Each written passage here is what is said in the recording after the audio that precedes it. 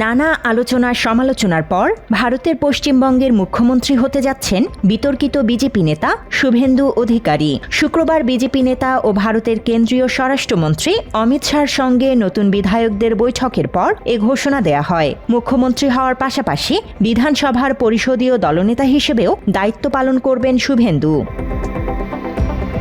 শুভেন্দুই যে পশ্চিমবঙ্গের মুখ্যমন্ত্রী হচ্ছেন তা নিয়ে কৌতূহল থাকলেও খুব একটা সংশয় ছিল না বিজেপিতে। ভোটের ফল ঘোষণার পর থেকে মুখ্যমন্ত্রীর পদে তাঁকেই সবচেয়ে জোরালো দাবিদার বলে মনে করা হচ্ছিল। শুক্রবার বিজেপির 207 জন জয়ী প্রার্থীর সঙ্গে বৈঠক করে শুভেন্দু অধিকারীকেই রাজ্যটির মুখ্যমন্ত্রী হিসেবে বেছে নেন অমিত শাহ। मैं श्री शुभेंदु अधिकारी जी को पश्चिम बंगाल विधानमंडल दल के नेता के रूप में निर्वाचित घोषित करता हूं। মাত্র 30% টাকায় জমির মালিক হয়ে নতুন বাংলাদেশের গড়ে তোলার স্বপ্ন দেখা বাংলা বসতি। এবারের বিধানসভা নির্বাচনে নন্দীগ্রাম এবং ভবানীপুরে প্রতিদ্বন্দ্বিতা করেন শুভেন্দু। ভবানীপুরে তৃণমূল নেত্রী মমতা বন্দ্যোপাধ্যায়কে তিনি হারান 15,000-এরও বেশি ভোটে। মুখ্যমন্ত্রীর পাশাপাশি বিধানসভার পরিষদীয় দলনেতা হিসেবেও দায়িত্ব পালন করবেন শুভেন্দু। বিজেপির পক্ষ থেকে বলা হয়, শনিবার সকাল 10টায় নতুন মন্ত্রিসভার শপথ গ্রহণ অনুষ্ঠিত হবে।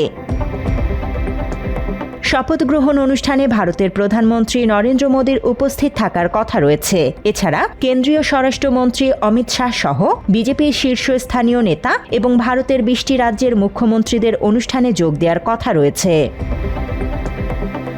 এদিকে নানা নাটকীয়তা শেষে তামিলনাড়ুর মুখ্যমন্ত্রী হচ্ছেন থালাপতি বিজয়। তামিলনাড়ু রাজ্যে সরকার গঠনের জন্য প্রয়োজনীয় আসন নিশ্চিত করেছেন সদ্যই রাজনীতিতে নাম লেখানো জনপ্রিয় এই অভিনয় তারকা। কংগ্রেস ছাড়াও এবার ভিসিকের পাশাপাশি 2 বাম দল সিপিএম এবং সিপিআই বিজয়ের নেতৃত্বাধীন দল টিভিকে সমর্থন জানিয়েছে। এর মধ্য দিয়ে গত 4 দিন ধরে তামিলনাড়ুতে সরকার গঠন নিয়ে চলা অচলাবস্থার অবসান ঘটল। News desk, Bangla addition.